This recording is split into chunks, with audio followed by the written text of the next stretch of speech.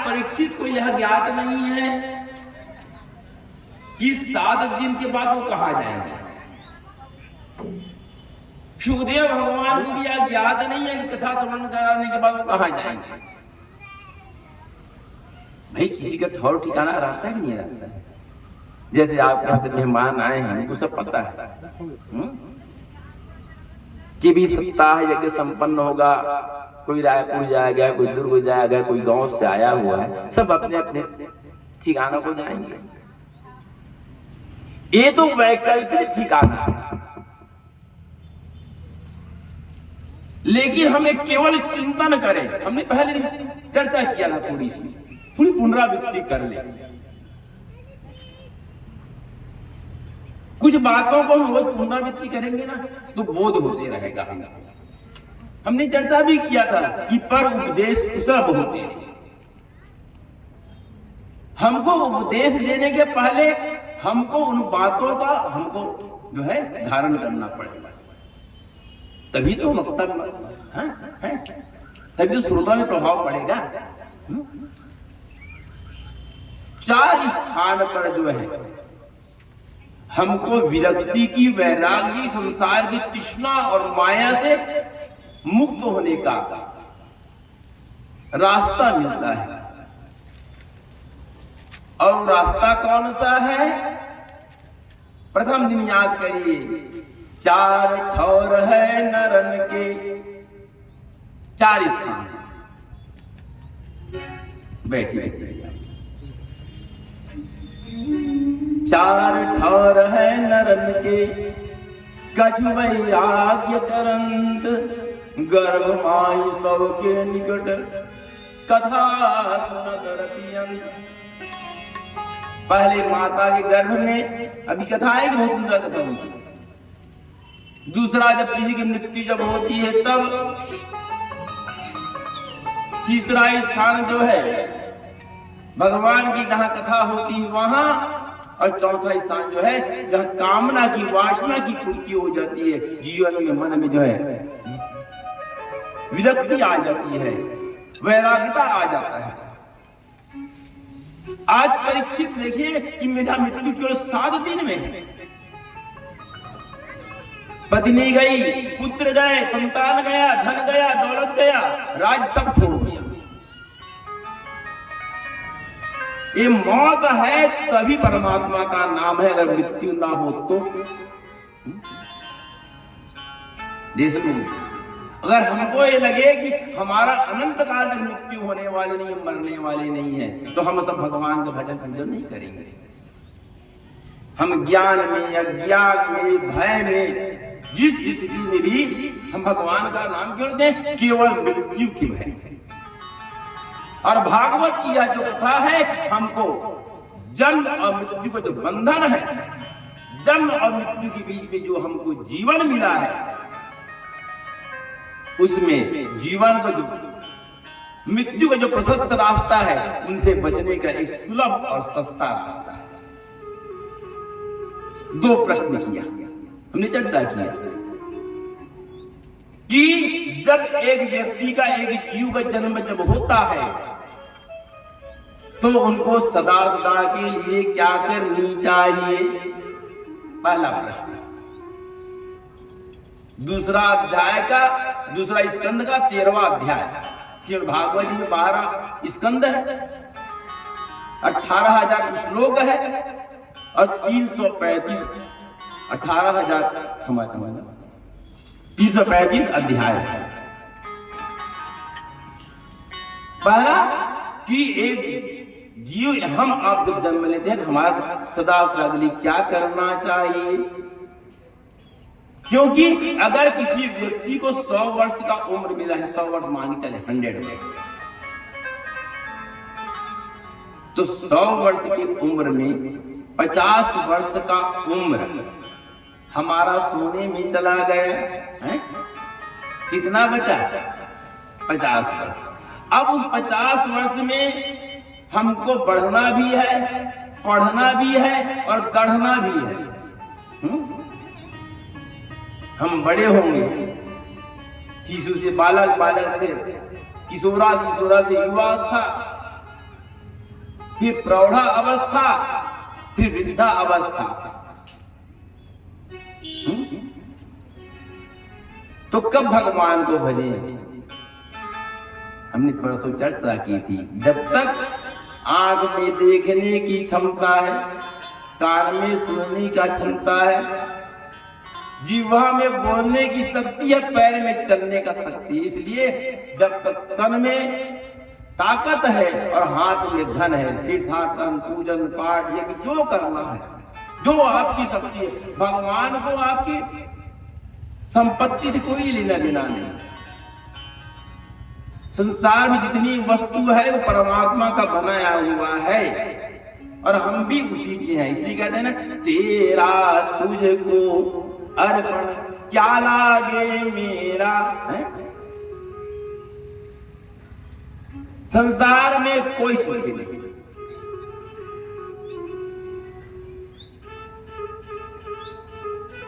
दीन कहे धनवान सुखी, धनवान कहे सुख राजा के बारी, राजा कहे महाराजा सुखी, महाराजा कहे सुख इंद्र पे भारी, इंद्र कहे चतुरानन को और ब्रह्म कहे सुख विष्णु में भारी, विष्णु कहे सब लोग सुखी और एक संत कहे सब दुनिया दुखारी, नाम राम बिना सब जीव सुखी दुखी।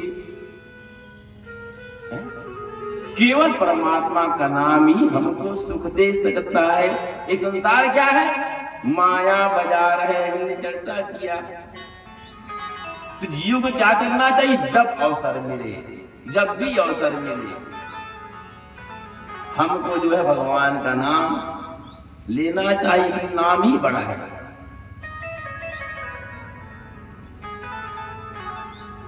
भगवान हमको तरने के लिए भगवान की जरूरत नहीं, भगवान का नाम ही सफिशिएंट है। और दूसरा प्रश्न, जब थोड़े समय में जिनकी मृत्यु होने वाली उनको बोध हो जाए, हमने चर्चा भी किया कि मृत्यु आने के पहले हमको बोध करा देता है स्वप्न में, है? या हमने बहुत सारी चर्चा की।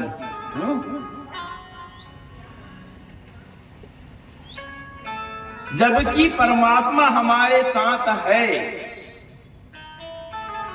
हम कभी अंतर्मुखी नहीं होते। हमें परमात्मा है कि नहीं है? चलिए छोड़िए, आत्मा है कि नहीं है? और आत्मा का प्रमाण है कि नहीं है? दीदी है ना, आप लोग बहनी समान का बात मैं चीज देखे हो, आप ना थोड़ा से इस बलक से भय लगता है आपको। बिल्कुल महाराज जी भोजन में कुछ कमी नहीं है, बिल्कुल मत सोचो आप, बिल्कुल मत सोचिए। मैं जरूर पंडित बन के आया था, लेकिन पंडित में परिवार समझ गए, है ना। तो इस शरीर के अंदर क्या है? आत्मा है। तो आत्मा का प्रमाण क्या है?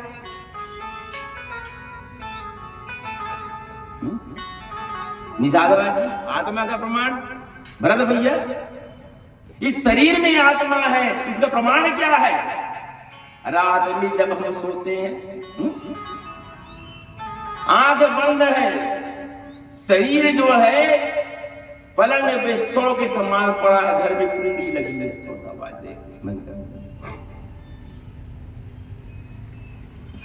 घर के किवाड़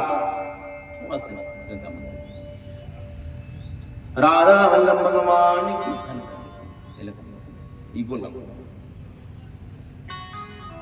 वृंदावन बिहारी लाल की जय। रात में जब हम सोते हैं, आंख बंद है, शरीर सौ के समान पड़ा हुआ है, घर का कुंडी किवाड़ सब बंद है और स्वप्न भी देखते हैं।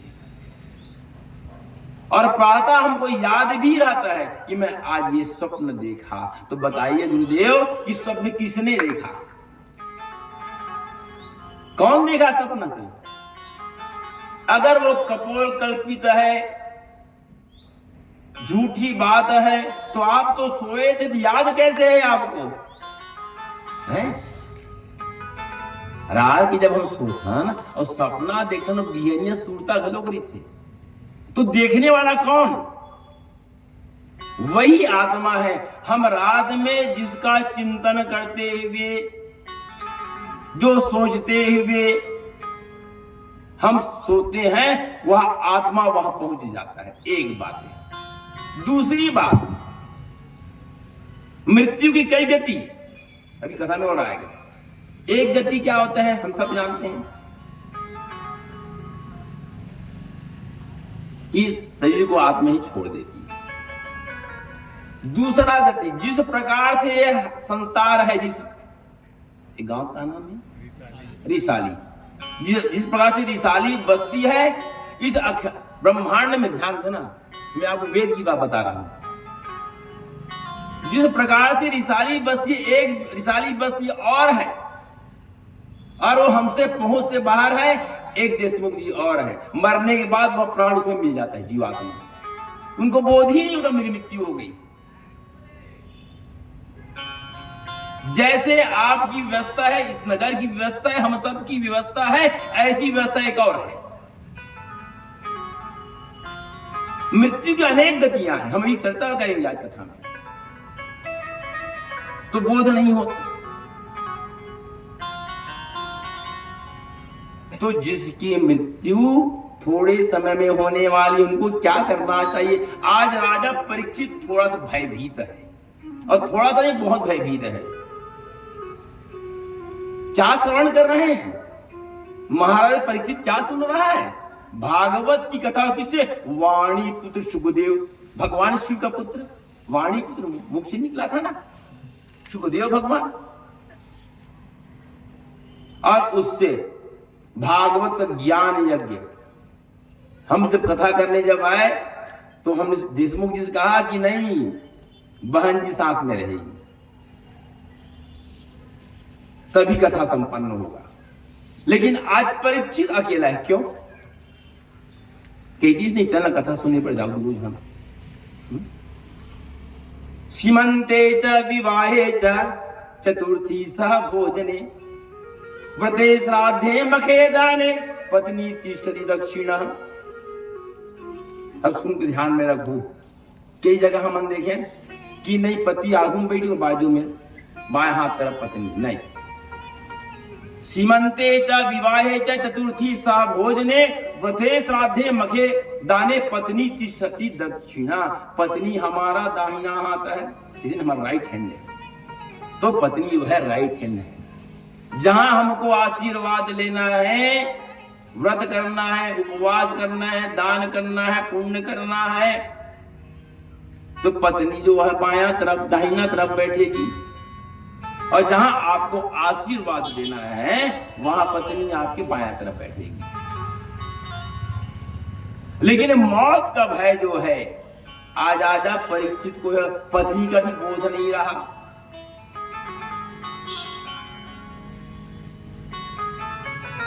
भटकने लगा।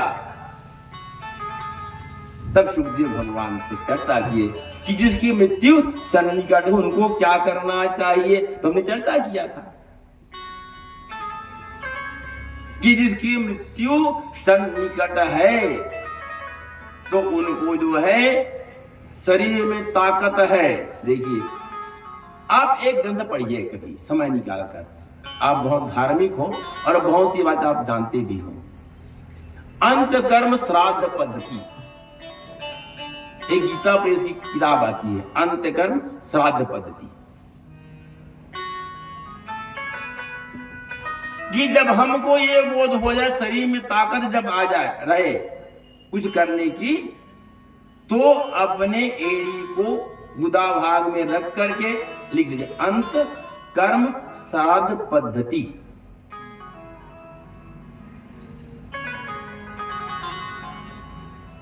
राधा वल्लभ भगवान की जय। एक सुंदर भजन गाइए।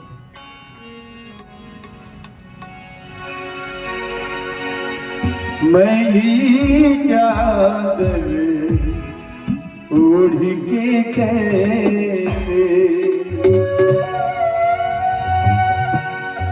मैली चादर ओढ़ के कैसे, द्वारी तुम्हारे आऊं, मैली चादर ओढ़ के कैसे,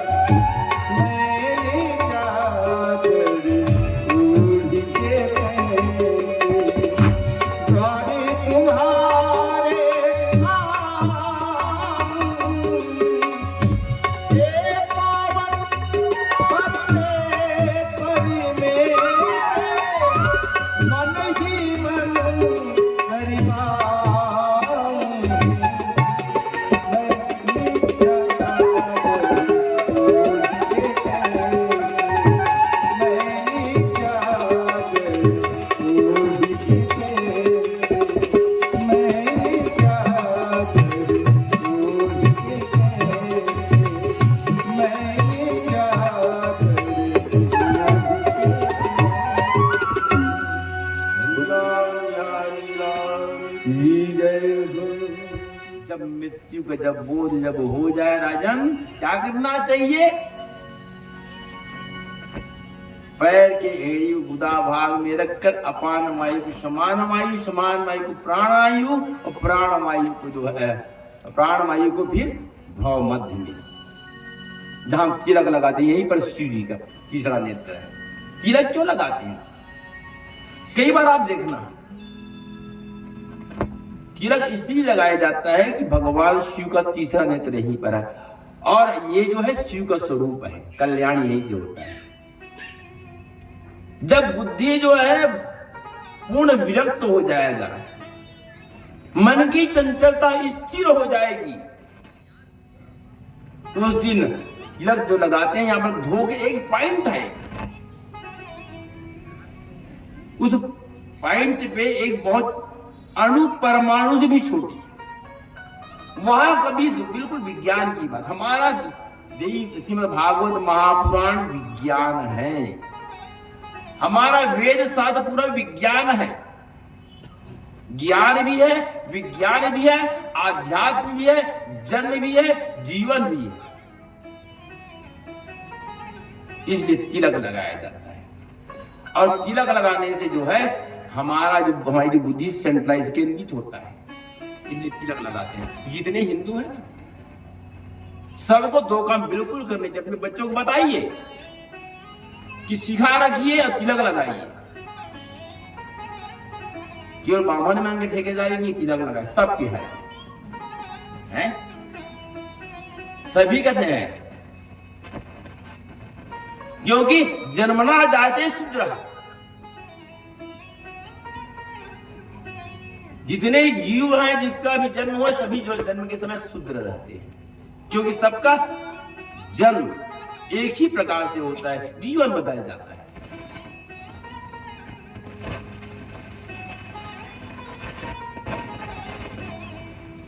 वृंदावन बिहारी लाल की जय। और ये शिखा बांधने से हमारी जो बुद्धि जो है, बांधना भी चाहिए, ऐसा नहीं खुला नहीं, बंधना चाहिए शिखा। जैसे माताएं बेनी डालती हैं, ये त्रिवेणी हम आपको चर्चा करी थोड़ी सी। त्रिवेणी संगम है ना, वहां गंगा यमुना दिखती है लेकिन सरस्वती नहीं दिखती। उसी प्रकार हमारी बहनें जो वेणी डालती हैं, उसमें दो धार दिखता है, तीसरा नहीं दिखता। जो नहीं दिखता वो क्या है? वही ज्ञान है। गंगा यमुना दिखती है हमको, लेकिन भगवती सरस्वती नहीं दिखती। उसी प्रकार जो वेणी जो है, शिखा जो है, उसी का स्वरूप है। ज्ञान को बांधो, तभी हमारी अज्ञानता दूर होगी। नहीं रखते, बहनों को बोली बाहर बिल्कुल बांध के रखे, ये माया है। बाल क्या है? माया का स्वरूप है। संसार में अनाचार क्यों हो रहा है? इसलिए हमने माया को खोल दिया। बच्चों को देखिए, बच्चियों को देखिए, बाल फैला हुआ है। नथिंग, कभी नहीं। संसार में अनाचार बहनों बेटियां, सुनिए आप हमारी बात, जीवन में कभी विकार नहीं आएगा। 100% नहीं, 1000%। जाइए बाजार में, हमारी बहन बेटियां जो बाल फैलाकर घूम रही है, माया को फैलाइए मत, माया को बांध के रखिए। जो संत महात्मा जो हैं, जब वैराग्य जब लेते हैं तो सिर को मुंडन कर दिया जाता है। क्यों? ये माया का स्वरूप, सिर में बाल है तो कंघी दर्पण है, और बाल नहीं तो इसलिए किसी का अवसान जब मृत्यु जब होती है तो हम क्या कहते? देखो संसार यही है, तुम संसार से बस आवाज दो।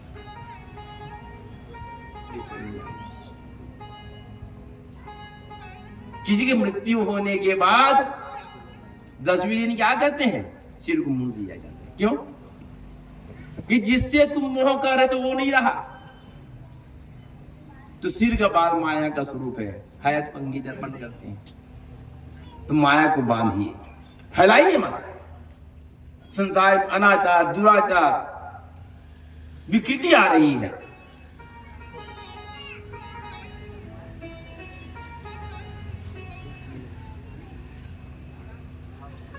तो यहां पर तिलक करने से जो है प्राण को, यहां पर प्रयाण काले मनसा तलेन, श्रीमद् भगवत गीता कई श्लोक है। मृत्यु के समय बोझ जब हो जाए तो कठिन से कठिन परिस्थिति में अपने ज्ञान, अपनी बुद्धि को यहां पर अगर सेंट्रलाइज करें, और तब हमारा प्राण जो है इस ब्रह्मांड को, ये ब्रह्मरंध्र है, ये ब्रह्मांड है, इसको फोड़ तत्काल, उसके लिए कुछ भी करने की आवश्यकता नहीं। जिस व्यक्ति की मृत्यु इस ब्रह्मरंध्र से होता है, ऐसे व्यक्ति को के लिए किसी प्रकार को आप श्राद्ध, दान, तर्पण करने की जरूरत नहीं है, वो मोक्ष को प्राप्त कर लेता है। लेकिन करना चाहिए भाई। अगर नहीं करोगे तो आपका कौन करेगा, हमारा कौन करेगा, है ना।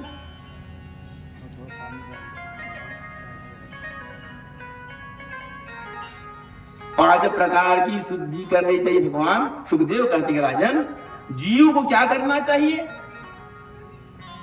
पहले जो है, जब पिता जब है तो पिता का श्राद्ध करना चाहिए, सेवा करना चाहिए। पहला शुद्धि का 5 प्रकार की शुद्धि होती है। श्रीमद् भागवत महापुराण का दूसरा स्कंद भी है।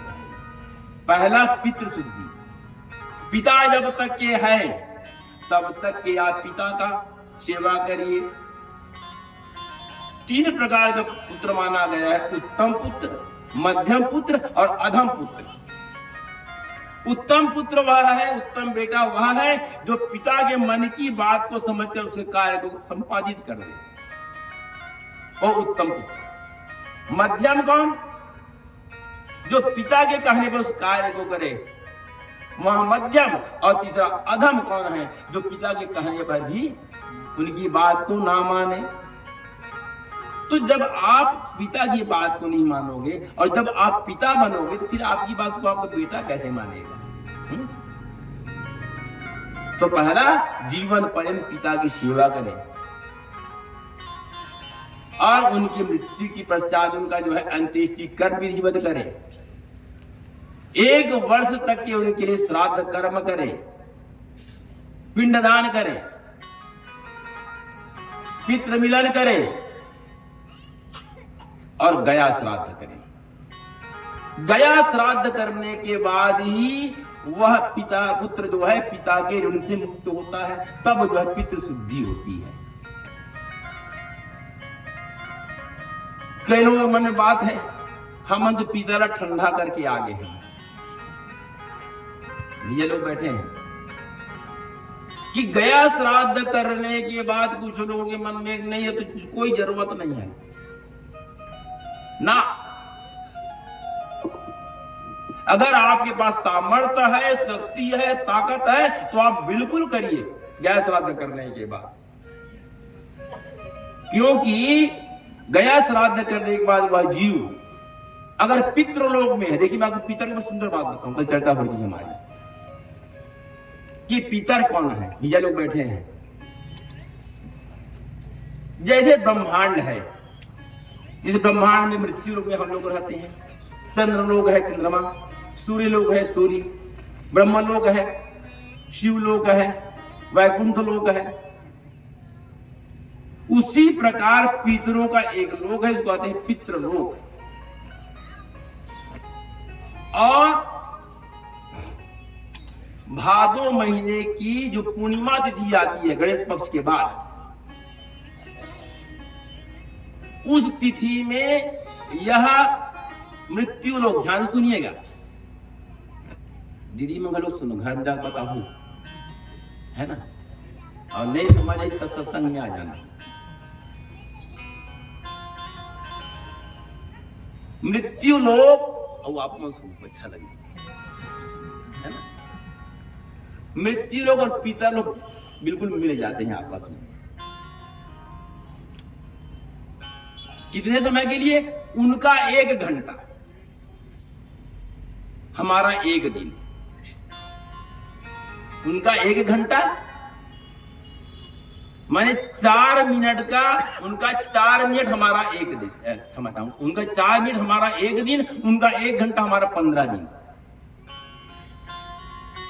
तो 15 चौ भाई पितृपक्ष 15 दिन का होता है ना, 15 चौ 60।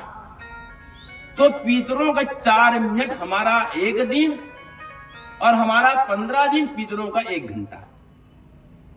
तो जब पास में जब आ जाते हैं तो जीवात्मा जो पितृलोक में है, तो पितरों की जीव जब घर के पास, जैसे कोई आपकी परिचय के लोग हैं जिससे आपका संबंध है, परिचय है, हम उसके घर से जब गुजरते हैं, हम क्या करते हैं, चलो भाई घर पास है, आगे घंटे हमारा परम मित्र है, भाई है, बंधु है, रिश्तेदार है, हम जाते हैं कि नहीं जाते हैं? गुजरते हैं तो पास से जाते हैं नहीं? तो वैसी पिता लोग जब जो है, जब पास में जब मिल जाते हैं तो उनके 4 मिनट हमारा 1 दिन के लिए वो पितर देवता जाते हैं। तो जब कोई मेहमान जब आता है तो हम सबसे पहले क्या कर देते हैं, उनको जल देते हैं, पानी, हाथ पैर धुलाएंगे, अर्घ पाद आचमन कहते, पूजा में अर्घ दो, पाद दो, आचमन करिए। अर्घ माने हाथ धुलाना, पाद माने पैर धुलाना, और आचमन माने जल पिलाना। तो जल दिया जाता है। पितरों को प्यास बहुत लगती है, इसीलिए बहने ध्यान से सुने हमारी बात को।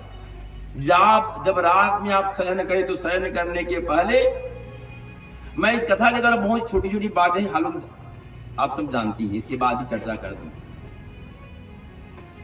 सोने के पहले घर के किचन में, रसोई घर में जो जल बचा रहता है वो पितरों का जल माना गया है।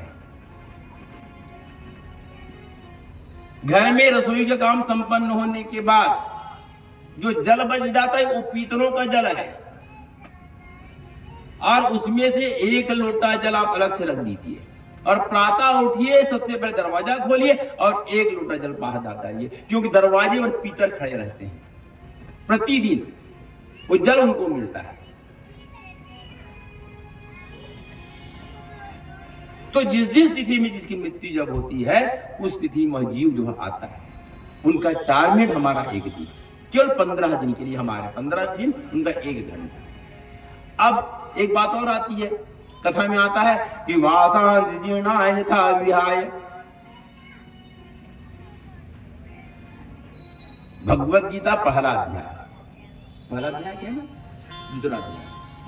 दूसरा अध्याय वासांस जीर्णाय यथा विहाय कहता है कि जिस प्रकार हमारा कपड़ा पुराना हो जाता है, जीर्ण हो जाता है, तो हम दूसरा कपड़ा बदलते हैं, उसी प्रकार यह आत्मा जो है दूसरा शरीर में प्रवेश कर लेता है।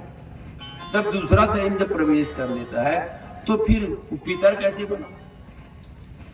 मृत्यु की कई गति हमने कई चर्चा किया, ऊर्ध्व गति, अधोगति और मध्यम गति। ऊर्ध्व गति को मोक्ष, अधम गति फिर वहीं जाएगा, और मध्यम गति जो है फिर जन्म लेकर आएगा इस समय के बाद, पुत्र बनकर, बेटा बनकर, पिता बनकर। तो पितृपक्ष में जो हम भोजन कराते हैं, सुनिए, मित्र को, परिवार वालों को, गाय को, कुत्ते को, कौवे को, तो उनके भोजन करने के कहते हैं कि महाराज खवाया से मतलब काम मिली, कुत्ता खिलाया काम मिली, तब पिता ने मिली का नहीं। आप पितृपक्ष में जिस दिन अपने पिता का, दादा का श्राद्ध करते हो, उस दिन जितने लोग आपके यहाँ आएंगे भोजन करने के लिए, वो आपके पूर्वज हैं। कोई मित्र बनकर के आया है, कोई भाई बनकर आया है, कोई मित्र बनकर के आया है, कोई कुत्ता बनकर आया है, कोई गाय बनकर के आया है, कोई कौवा बनकर के आया है, वही लोग भोजन करेंगे, सभी नहीं। वृंदावन बिहारी लाल की जय। तो पहला शुद्धि, पिता के ऋण से मुक्ति, पहला क्या करना चाहिए? गया श्राद्ध करना चाहिए, और अवसर मिले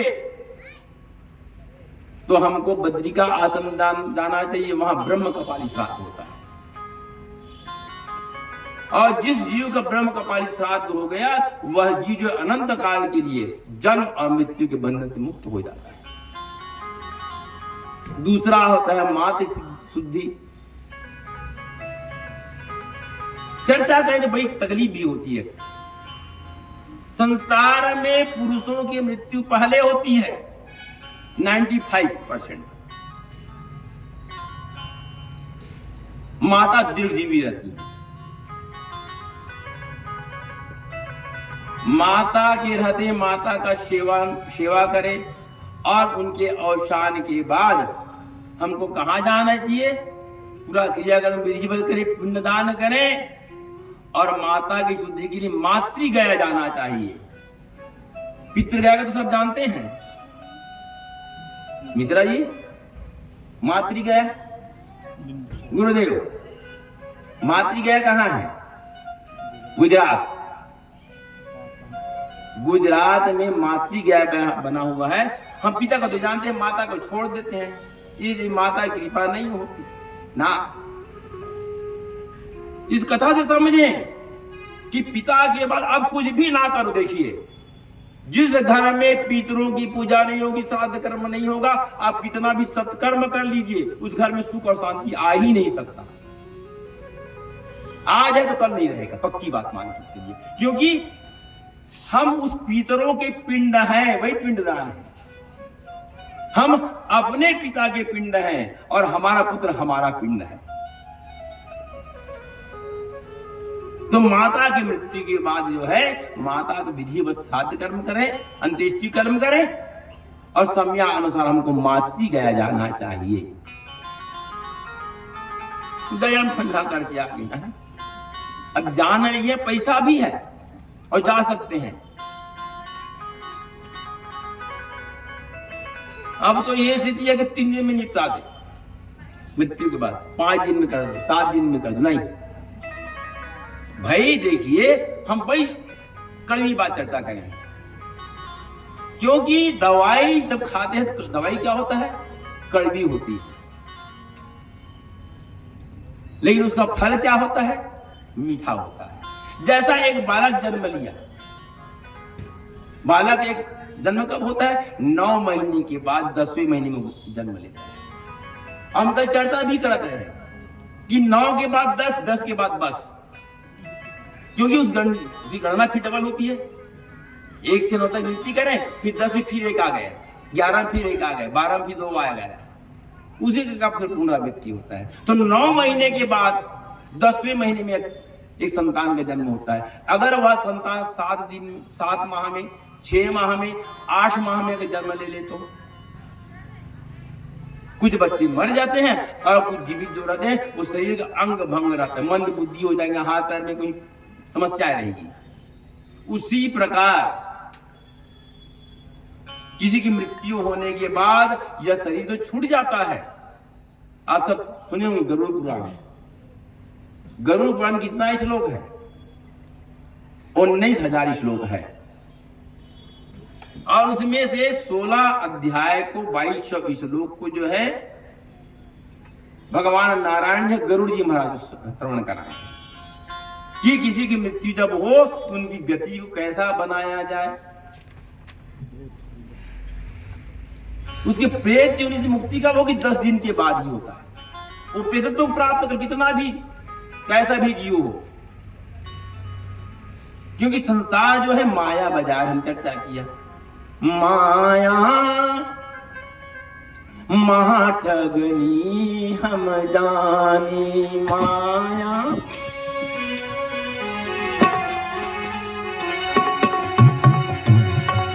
माया महाठगनी हम जानी, माया महाठगनी माया महाठगनी हम जानी, निर्गुण पात लिए फिर डोले, निर्गुण पात लिए फिर डोले, निर्गुण पात लिए फिर बोले,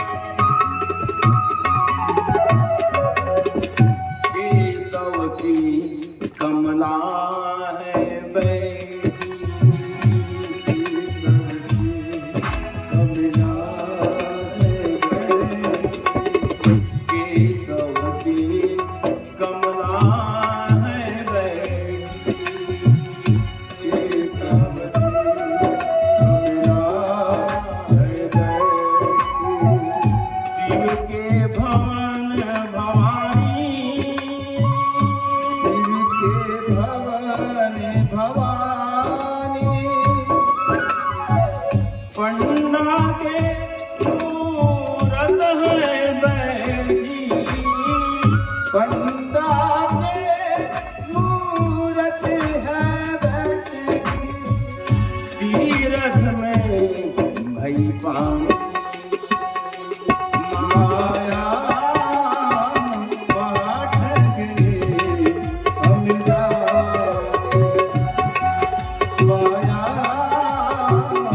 पाठकने हम जाने,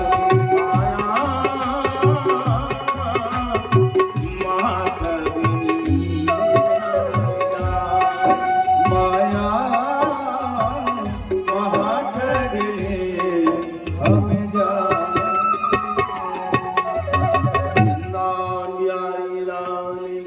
जय गया तीर्थ की जय हो, मातृ तीर्थ की जय हो, तो माता की जो है माता के ऋण से मुक्ति मातृ श्राद्ध करने के बाद ही होता है। और तीसरा आता है अन्न शुद्धि। हमारे आपके घर में जो अन्न है वो शुद्ध कैसे होगा? उस अन्न का कुछ दान करने से। लेकिन किसको हमने चर्चा किया कई बार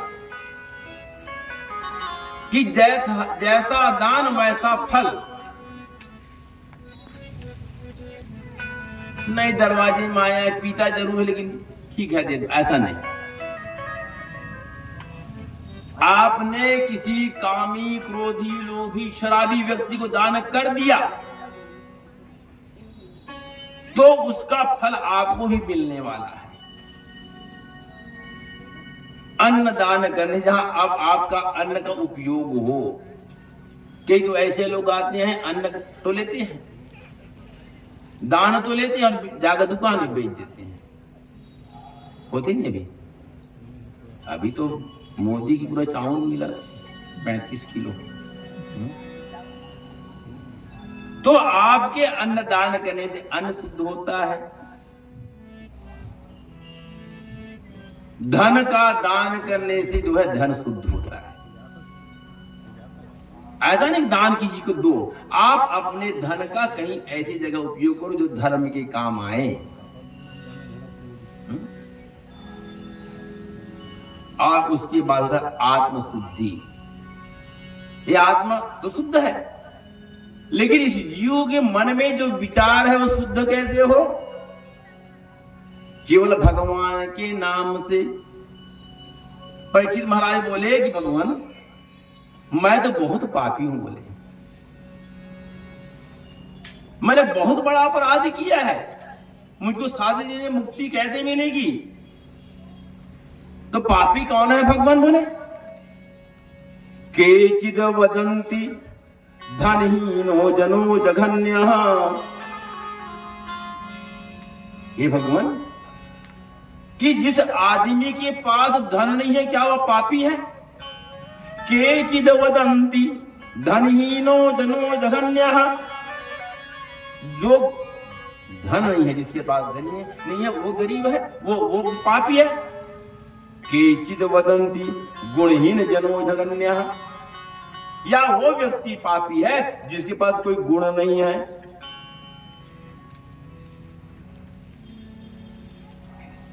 सुखदेव भगवान कहते हैं व्यासो वदत् अखिल देव विचार शुद्ध। जिसके पास धन नहीं है वह भी पापी नहीं है, जिसके पास जन नहीं है वह भी पापी नहीं है, जिसके पास गुण नहीं है वह भी पापी नहीं है। तो पापी कौन है? व्यासो वदत् अखिल देव विचार। भगवान वेद व्यास कहते हैं नारायण स्मरण हीन जनो जघन्य। जिसके मुख में भगवान नारायण का नाम ना हो, क्योंकि भगवान कृष्ण ही भगवान नारायण ही भगवान विष्णु है, पूर्ण ब्रह्म है। इसी में 64 कलाएं हैं। अभी आज और कल तो ज्ञान सुनते हुए कान पक जाएगा, तब भक्ति में प्रवेश करेंगे। हमारी भक्ति क्या हो जाएगी? ज्ञान युक्त भक्ति, पुष्ट हो जाएगी। इसलिए इसको क्या है, भक्ति ज्ञान और वैराग्य की कथा है। भक्ति तो है तभी कथा श्रवण कर रहे हैं, लेकिन इस भक्ति में ज्ञान जब हो जाएगा तो जहां भक्ति और ज्ञान का योग होता है, संयोग होता है, फिर हमारा ज्ञान जब पुष्ट जब हो जाता है, हम संसार में रह करके हम विरक्त रह सकते हैं।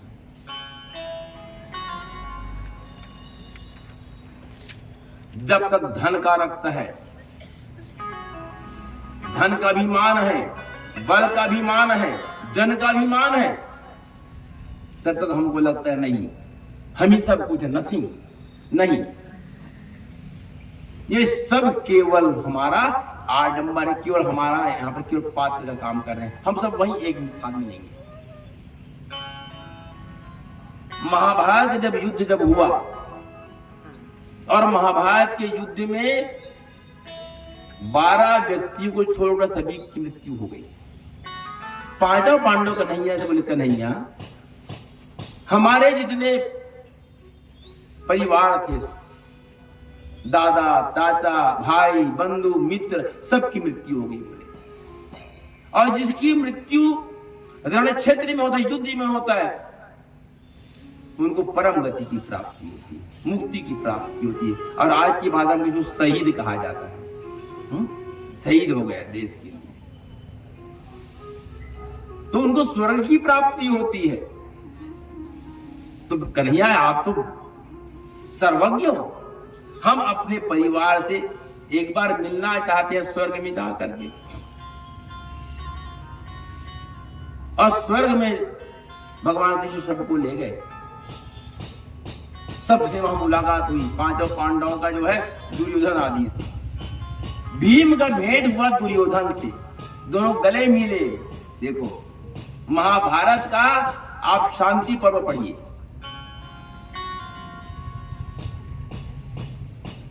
भीम और दुर्योधन जब मुलाकात जब हुई तो भीम कहता है दुर्योधन तुम भारी बदमाश रहे जी, तो बुद्धि बहुत कुटिल रही से, तुमने क्या क्या काम नहीं किया।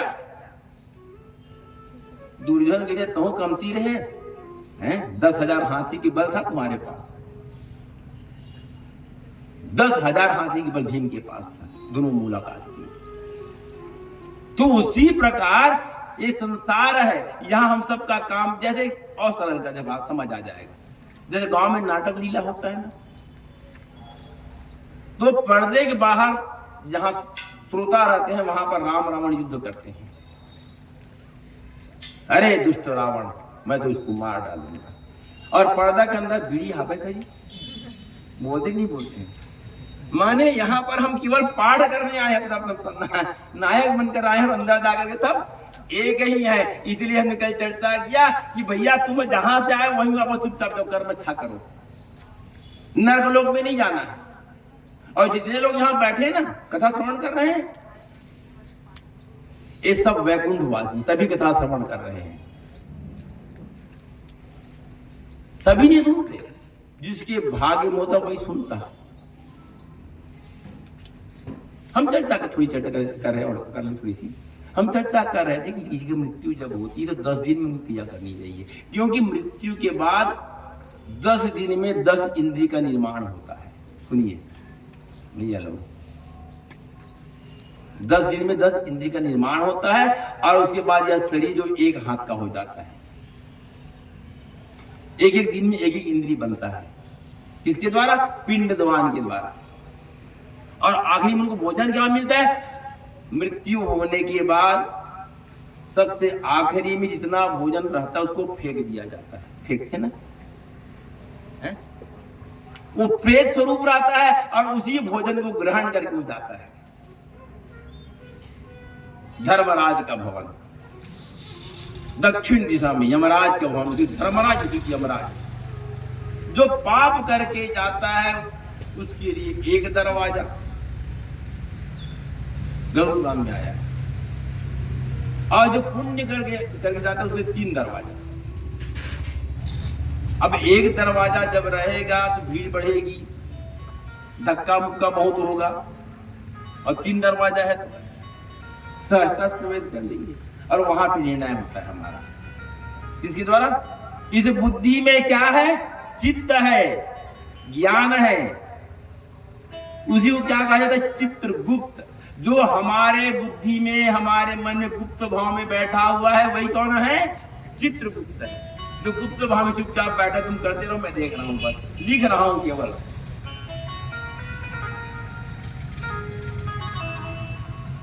फिर वहां पे निर्णय होता, तुम कहां जाओ। हम कभी पढ़ते, पढ़े, सुने, जाने, लेकिन थोड़ी व्यवस्था बिल्कुल बदल रहा है। भागवत कथा माने केवल इंजॉय नहीं, वो भी होगा थोड़ा सा क्या उसके बाद। ये मनोरंजन का स्थान है, ये अंजन का स्थान है।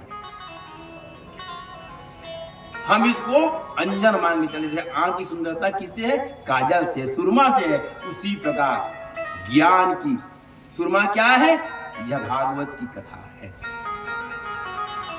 ज्ञान बढ़े गुणवान के संगत, ध्यान बढ़े तपती संग कीने, मोह बढ़े परिवार के संगत, लोभ बढ़े धन बेचत दीने, क्रोध बढ़े नर मूढ़ के संगत, और काम बढ़े के संग कीने। इसीलिए क्या करना चाहिए? बुद्धि विवेक विचार बढ़े, कवि सुसज्जन संगत कीने। अच्छे लोगों का संगत करने से हमारा विचार बदल जाता है। तो कहते हैं कि जैसे चर्चा कर रहे थे कि 3 दिन में अंत्येष्टि कर्म करने से, 5 दिन में अंत्येष्टि दशगात्र करने से, 3 दिन में 7 दिन में करने से वह जीव भटकता है, पितरों का दोष लगता है। जैसा एक बालक जो है असमय जिनका जन्म होने के बाद वह बालक जो अपंग हो जाता है, उसी प्रकार यह जीवात्मा जो अपंग हो जाता है और उनका साथ परिवार को लगता है। इसलिए परिवार में कई बार दुख आता है, तो पहले पितरों को जो है संतुष्ट करना चाहिए। उसके बाद कुल के देवता को भी। हम जगह जगह मंदिर देवाला घूमते हैं खूब, लेकिन कुल के देवता भुला जाते हैं। तो उनको भी याद रखना चाहिए। पितृ देवता और कुल देवता तो बिल्कुल इनका समयानुसार पूजन आदि करना चाहिए, इनका सम्मान आदि करना चाहिए। तो इसी प्रकार 5 प्रकार की शुद्धि जो है, पितृ शुद्धि, मातृ शुद्धि, धन शुद्धि, द्रव्य शुद्धि और आत्म शुद्धि। और यही पे दूसरा पहला स्कंद समाप्त होता है और दूसरे स्कंद का शुरुआत करते हैं। दूसरा स्कंद में भगवान के विराट स्वरूप का दर्शन कराया गया। संक्षिप्त मिले इसको ज्ञानियों के लिए। परमात्मा तो पहले भी थे, आज हम जैसे आज है ना, हम कल भी थे, आज भी हैं और अनंत काल तक हम रहेंगे इस संसार में। वृंदावन बिहारी लाल की जय। वेदों की वेदांत के जो गुण है, जो भाव है, उनकी ज्ञान को इस भागवत महापुराण में कहा गया है। इस साक्षात 18 पुराण, चारों वेद का जो ज्ञान है इसमें, तो वहां पर भगवान के तत्वज्ञानियों के अंदर जिन्होंने ज्ञान से उनकी बुद्धि ब्रह्म को समझ के, ब्रह्म को जाना नहीं जा सकता है, लिखा नहीं जा सकता। और वो ब्रह्म भी जब पूर्ण ब्रह्म से जब बाहर का आता है तो भी भटक जाता है। हम चर्चा करेंगे। या अखिल ब्रह्मांड जो है परमात्मा का स्वरूप है, जिसमें हम आप सब है इस 14 भुवन में ज्ञान तत्वों के लिए, जिसको हम पाताल लोक बोलते हैं, अमेरिका बोलते हैं, वो कहां पर है? इस भारत भूमि के सबसे नीचे। आप ग्लोब में देखिएगा, बिटिया ग्लोब देखिए ना, नक्शा वाला ग्लोब ही बोलते हैं क्या? तो जहां पर भारत है उसके जस्ट पीछे नीचे अमेरिका है। अमेरिका में पाताल लोक, और पाताल लोक में कौन रहता है? दुष्ट लोग। और आज भी क्या है? उनका काम ही वही है, लगाओ भिड़ाओ, रोज समाचार टीवी देखते रहते हैं। तो पाताल लोक जो है भगवान नारायण का तलवा है, जो रसातल है भगवान के एड़ी और पंजे हैं, महातल भगवान के दोनों उल्फ हैं। इस प्रकार आकाश जो है भगवान का नाभि सरोवर है, आकाश मंडल। जितनी नदियां हैं ये सभी नदियां परमात्मा की जो है नाड़ियां हैं जो बह रही हैं। जितनी नदियां हैं परमात्मा के ये तत्व ज्ञानियों के ज्ञान के लिए। सत्य लोग जो है भगवान का सिर है, जितने पहाड़ हैं भगवान की अस्थियां हैं। इस प्रकार जो है भगवान के संसार जितने स्वरूप हैं, जितने प्रकृति है वही भगवान का स्वरूप है। और हमने प्रकृति का अपमान किया, इसलिए संसार में हमको दुख होता है। क्योंकि हमारा जन्म किससे हुआ? पंच प्रकृति से। हमारा जन्म किससे हुआ? पंच प्रकृति से। क्षिति जल पावक गगन शमीरा, पंच रजित यह अधम शरीरा। पंचतत्व से बना है। और इसमें क्या है? प्रवृत्ति। प्रकृति से हमारा जन्म हुआ है, इसमें है प्रवृत्ति। और जहां प्रवृत्ति बदलता है, विचार बदलता है, आचरण बदलता है, तो रोग पहले आता है। इसीलिए हम भटकते हैं। तो प्रवृत्ति जहां प्रकृति का हमने अपमान कर दिया, आज वृक्ष नहीं है, कम हो गया। हमने वृक्षों को काट डाला। न गर्मी का ठिकाना न ठंड का ठिकाना। कब गर्मी हो जाए, कब ठंड आ जाए, कब बरसात हो, नहीं जानते। थोड़ी सी प्रकृति अपना रूप बदलती था, हम कितना परेशान हो जाते हैं। वो परमात्मा जो है हमको यहाँ पंच प्रकृति से जन्म दिया है, तो हम अपने विचार जब बदलते तो मुझे तकलीफ होती होगी। इसलिए जब ब्रह्मांड जो है भगवान का जो है स्वरूप ही है, तत्व कहानियों के अनुसार। और उसके बाद जो है भागवत का जो ज्ञान है वह ब्रह्मा जी को जो है 4 श्लोक मिली है। और उसके बाद जो है इस भागवत को जो है वेद व्यास भगवान 18 श्लोक में उसका विस्तार किए। और भागवत के 10 लक्षण है। भागवत में क्या है? अत्र सर्ग विसर्गस्य स्थान पोषण उत्तय मन्मनाशान कथा निरोधन मुक्तिराश्रय। भागवत 10 लक्षण। सर्ग, सर्ग माने सृजन। दूसरा विसर्ग, विसर्ग माने विस्तार।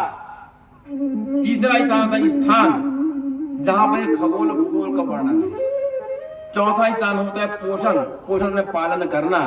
5वां स्थान मनवंतर, मनवंतर लीला हम 8वां स्थान चर्चा करेंगे। उसके बाद आता है उति, उति माने कर्म वासना। उसके बाद 7वां आता है ईश कथा, माने भगवान के अनुयायियों की, उनके भक्तों की कथा। 9वां स्कंद। और 10वां स्कंद में है निरोध, माने चित्त की वृत्ति का निरोध। माने चित्त में जो कामना है उसको कैसे स्थिर किया जाए, उसको निरोध कहा गया है। और उसके बाद 9वां स्थान जो है मुक्ति, मुक्ति लीला में आगे पूजना आदि कथा आएगा। जिनावर सक्तासुर सब कथा में आएगा। और उसके बाद सबसे 10वां जो स्थान है वह है आश्रय, माने भगवान के हम आश्रित हो जाएं। इस प्रकार से 10 लक्षण बताया गया। और यहीं पर जो दूसरा स्कंद को विराम देते हुए हम तीसरा स्कंद को प्रवेश करते हैं। प्रेम वृंदावन बिहारी लाल की जय। एक सुंदर भजन, ताकि मन भजन में होना चाहिए। देखो अभी आप क्या ले रहे थे? इसकी जो कथा है, भगवान की कथा क्या है? बूटी है, जड़ी है, औषधि है। और औषधि क्या होता है? कड़वा होता है ना कड़वा।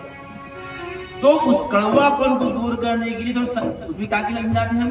ये दवाई कड़वी रहती है, उसमें शहद मिलाते हैं, तो आराम से दूध चख लेते हैं। बहुत कथा महाराज रोहित बागता 2 दिन 3 दिन हो गए, नहीं थोड़ा शहद मिलाया जाए तो संगीत शहद है, एक सुंदर संगीत सब भाई हो गए। रचा है दृष्टि कुजित प्रभु ने, वही दृष्टि चला रही। रचा है दृष्टि कुजित प्रभु ने, वही दृष्टि चला रहे। रचा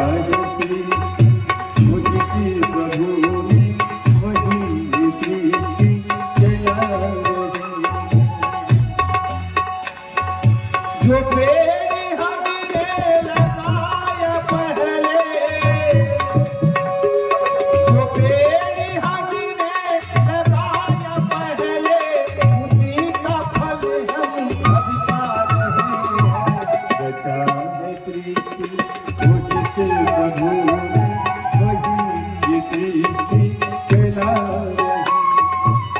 रचाए सृष्टि पूजित प्रभु वही ये सृष्टि चला रही।